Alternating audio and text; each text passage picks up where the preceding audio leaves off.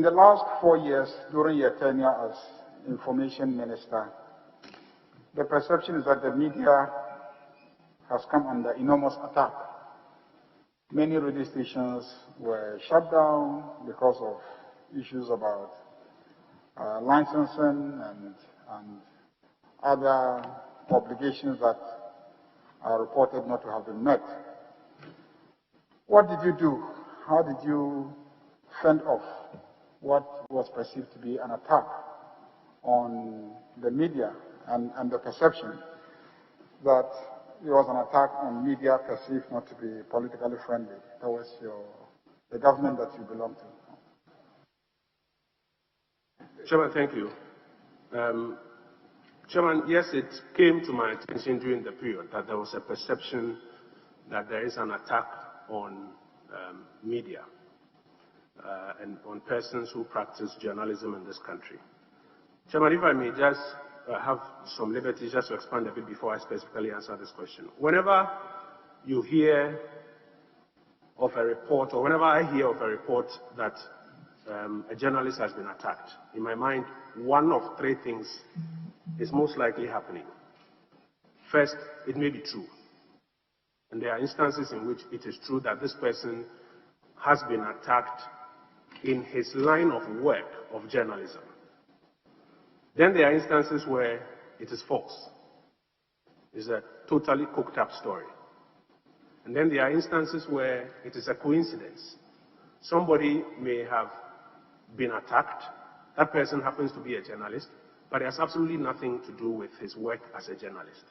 So for example, Chairman, if you recall, I think in 2006, if my memory is right, my colleague, Ifia Pokua, and a couple of others, and this is a matter of public record, they went to the courts, the human rights courts ruled on it, went to NHIA to cover a story, and they were attacked by people because of the work they were doing. So that is a clear instance where it has happened.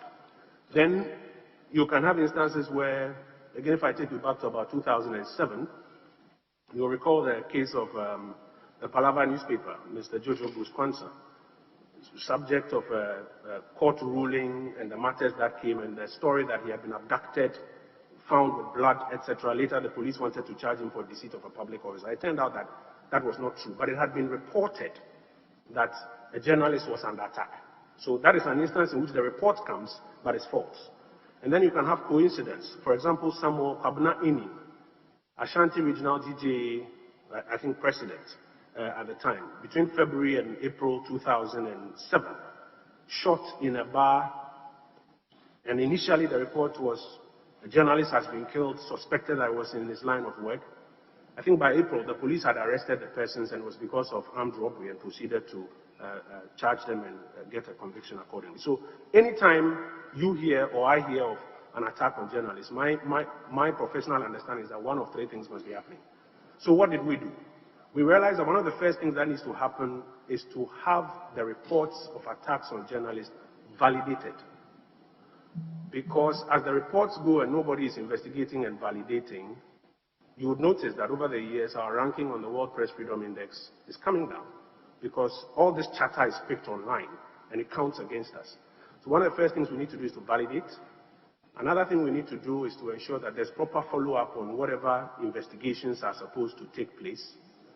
And then we also need to provide the media with a lot of support and training on how they can also protect themselves or ensure they don't get into instances where they become the victims of attacks. Because journalism the world over, in fact, if you read the World Press Freedom Reports now, they argue that this is one of the most difficult decades for journalism. So what we did here in Ghana is that we introduced what we call the Coordinated Mechanism for the Safety of Journalists. It was my initiative, brought the Ghana Journalists Association, Ghana Independent Broadcasters Association, National Media Commission together.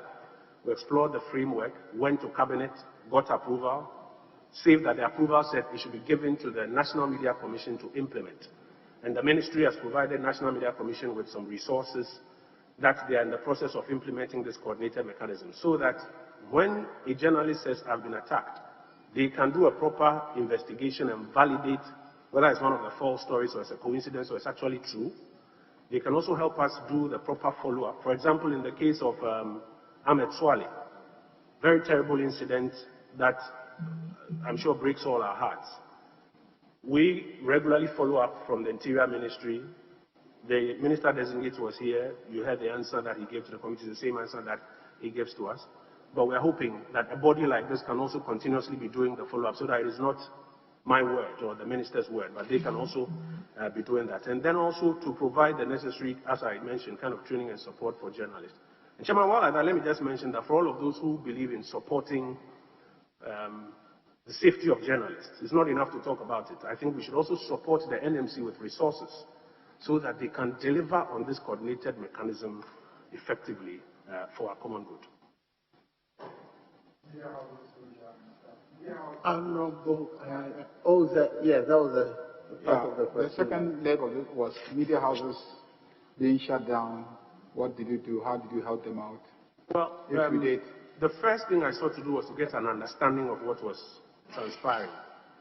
The brief I got, and indeed the documentation that was given to me, showed that there were a number of media houses that had had their authorizations expired and were fined by the National Communication Authority for the expired authorizations.